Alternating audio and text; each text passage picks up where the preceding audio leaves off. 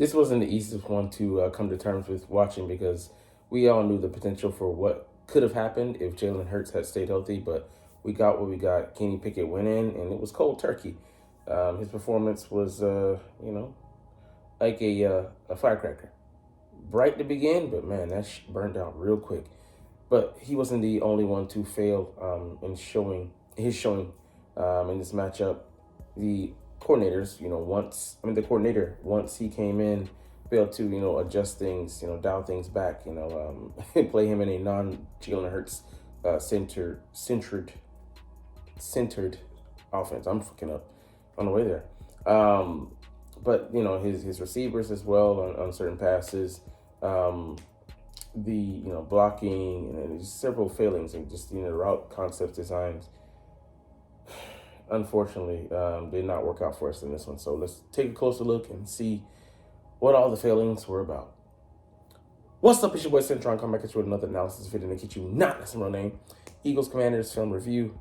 Kenny Pickett wasn't a total disaster, and I know it may be hard to come to grips with that statement, but he wasn't. And even then, for all his warts, the things that they could have done better. It was a collective unit that failed. Yeah, we failed as a team. And it wasn't just offense, defense, special teams as well. All three areas. All right, here. This is unfortunately the highlights. When Hurts was in the game, the run game was amazing. Let's see. He was going the opposite direction here. So Saquon was able to burst through a hole there created by Mailata up front. And I think this is outside zone. So, we couldn't run some inside zone, though. I heard people mentioning that. And we want to rely on, talent that we have. But everybody's flowing there, gets blocked up, creates a huge, gaping, massive hole that, Saquon squirts through. Pause. No, he just runs through. Pause. 304 coach. Anyways, let's get to the second play here. Duo, one of Kellen Moore's favorite concepts. I think both sides are blocking in tandem on both sides, so we'll see. Both guard tackle combos. Yeah, just clearing out. And then, Saquon just seeing that. Having the vision to, to squeeze through there. And, trust that hole is going to open up. It just shows, the vision of one Saquon Barkley and him, all the talk of him being a supreme athlete, having, extra gear, not enough talk, goes into, praising his ability to see the holes, develop and to get north and south quick. Because when he was with the Giants, it was, east and west by way of necessity. But, here with the Philadelphia Eagles, he has the luxury of running behind a solid offensive line. And, early on, at least in the first quarter, when he had 109 of his 150 yards, he was running behind his pads, and he was, running through clear pastures. So, anyways, this is the play that, that kind of ended our number one seed dreams outright. Because there's still a 1% chance or 2% chance, but, because the likelihood of that, falling through for us, it'd be great, but, don't come even close to banking on it. But, I agree with him here. Just Jalen, we get, the look that we want. Guys are spread out. Bam, hit it. Get down right there. Slide. Then Frankie Louvu comes in there with a hit, then he gets flagged with it. He should have been flagged anyways. Because the first guy had him down, and he just come in to add extra, oomph. And to be honest with you, no matter the team, regardless, I hate those plays. And the reason I hate it for us is not me being altruistic. I hate it because sometimes they come in and hit their own guys, which, brings the collateral damage.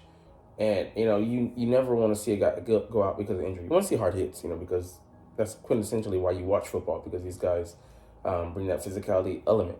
It's a beautifully violent game. That being said, the whole sliding issue is a whole other, caveat, because you got, quarterback sliding late, and, defenders have been put in this bind kind of like in the previous week where Reed Blankenship was put in an impossible situation. Like, what the fuck is he supposed to do? He basically hugged the guy and got flagged for it.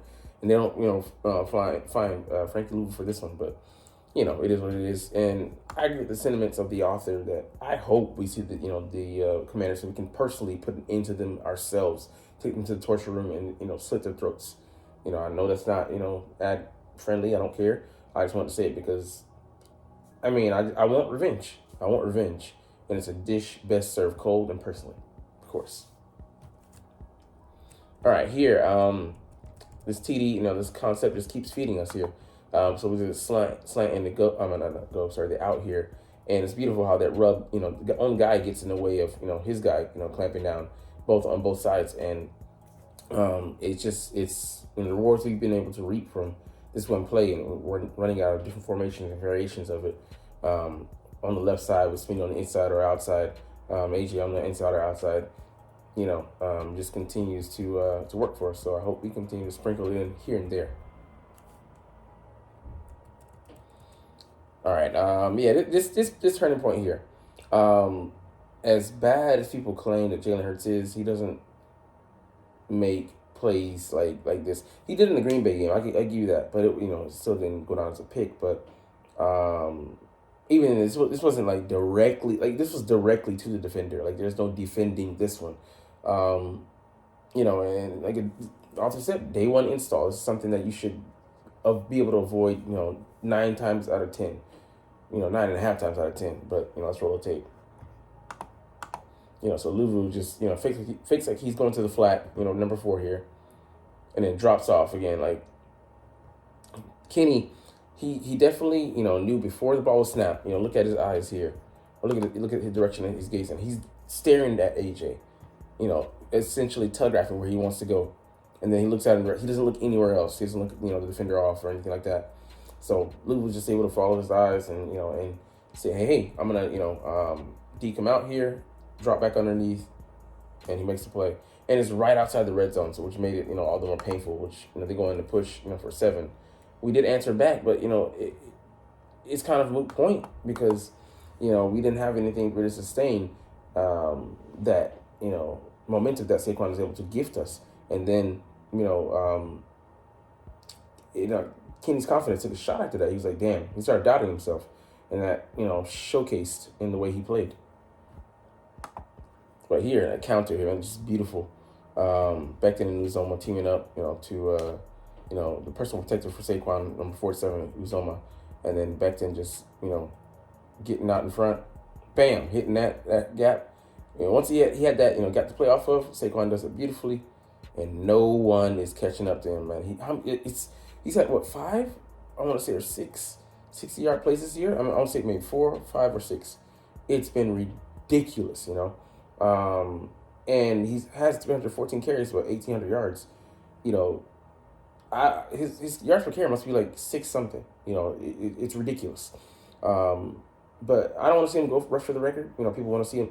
I'd love for him to have that place, but if he can get it naturally, in the games that we need it, and he doesn't, our current standing, pretty much, if we win one game, we're locked into the number 2 seed, and there's, like I said, an outside chance we can get the number 1. But once that's done, Saquon, he's not going to push for it. I know the O-line might push for it harder than him, but he wants to go into the playoffs healthy. And as you saw with the Steelers tackle on him by Minkah Fitzpatrick, you never know when those type of hits might come, and just don't want to chance it. All right, AJ Brown definitely had a monster game, and if you include the PI, yardage, man, he would have had a sick game. Might have been a $150 plus. Not might have. It would have been a $150 plus. Might have been bordering on 200 or exceeded that. But Kenny Pickett throws in the ball here late.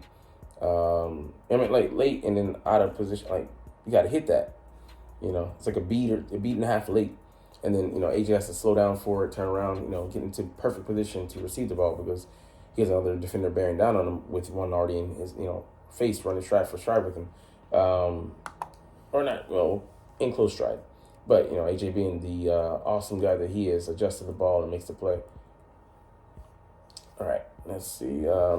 This one here, Kenny Pickett just doesn't get to his check down here. There's someone at the bottom of the screen here. Might be AJ, might be Dotson. Bam, just turn around, bam, you got to hit him there. And then, let him see what he can get.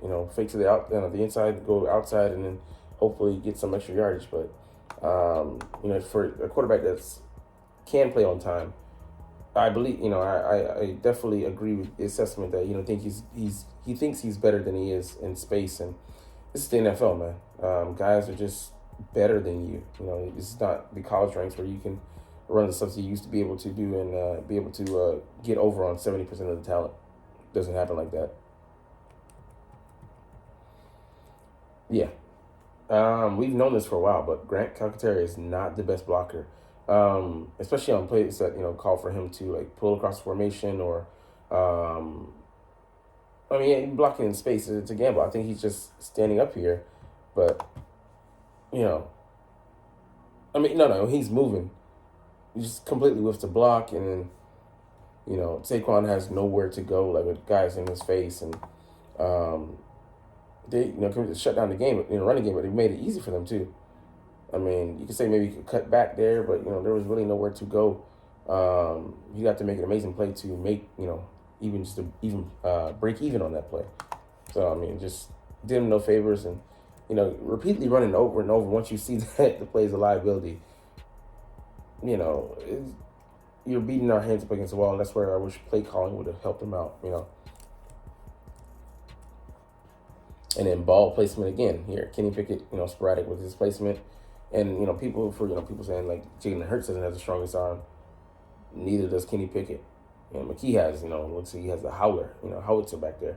But Hurts at least throws the ball where the receiver, where it's supposed to be, where it's easy for the receiver to catch it and, avoid the hospital balls and things that put receivers in danger. But allow them to get yards after catch if he can. But yeah, I wish they would have thrown like some backdoor phasers or something like that, offer some play designs to get receivers free and whatnot. Yeah, throws it behind AJ and just throwing with the anticipation, but not anticipation of the ball, the receiver, but anticipation of where the ball placement should be, and he's off on that. So, all right, let's see the run game, the blocking once again. And then, the RPO is really meant for a mobile quarterback, which Kenny, he's slightly above average, but not by much. He doesn't have, the physicality to run like Jalen does either. So he's not, extremely, especially, built in that area.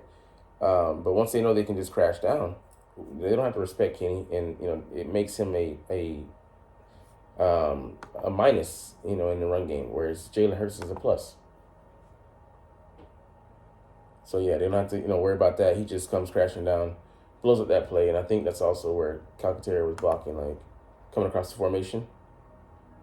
Kind of moving block, but again, he's a minus, and he gets pushed into the quarterback there, into the runner there.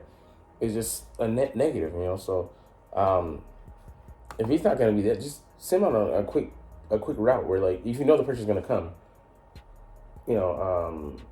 it's a run play, sorry, but if the pressure's going to come, send, the offensive player into that area so they can take advantage. And then here, I agree, a toss play so that, they could think that Saquon might be running it, and then, maybe Smitty could sneak, behind them, but there's now an outright wildcat play, you pretty much declared that it's going to be a trick play, and then they know where you're going. You want Saquon just to get what he can there, but or throw the ball out of bounds, but he takes a sack. And another thing, this is one of the drives where if he scored a touchdown, that changes the complexion of the game, puts pressure on the Washington Commanders, and then who knows? If we just scored one touchdown after the first quarter, things might be, might have been dramatically different, but, we got to take that L now. Or hold that L, I should say. And then this is just amazing to me, bro. Like, I get that y'all are struggling, but y'all struggling on those struggle bus together? Like, one of y'all can't do work? So it's just wild, Grant Calcaterra and Uzomah suck in pass coverage here. How many people is they blocking? One! And they couldn't do it together. Kenny gets blindsided, fumbles the ball. and I think they ruled it as an incomplete pass. We got fortunate there. But yeah, like to be that much of a liability. I mean, like I said, it wasn't just Kenny Pickett because he was trusting that they would hold their own on that play.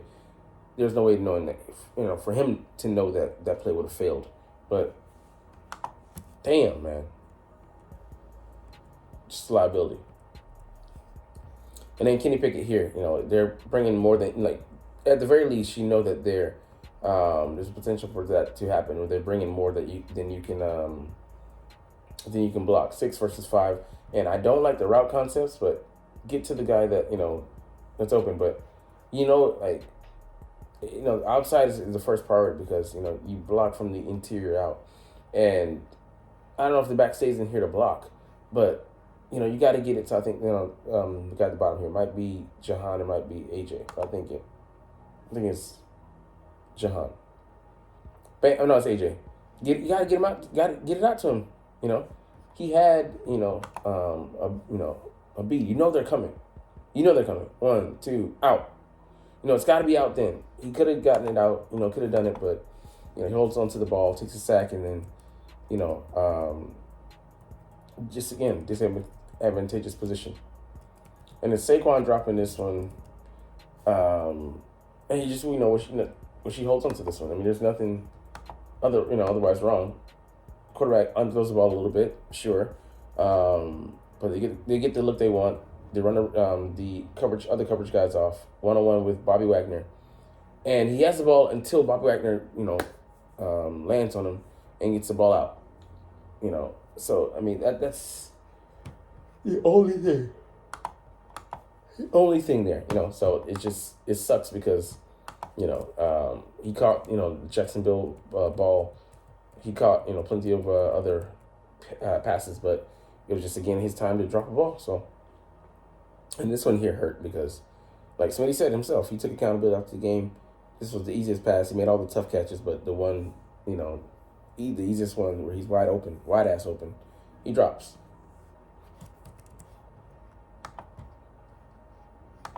All right, so you see he's in the slot here. Do the late shift.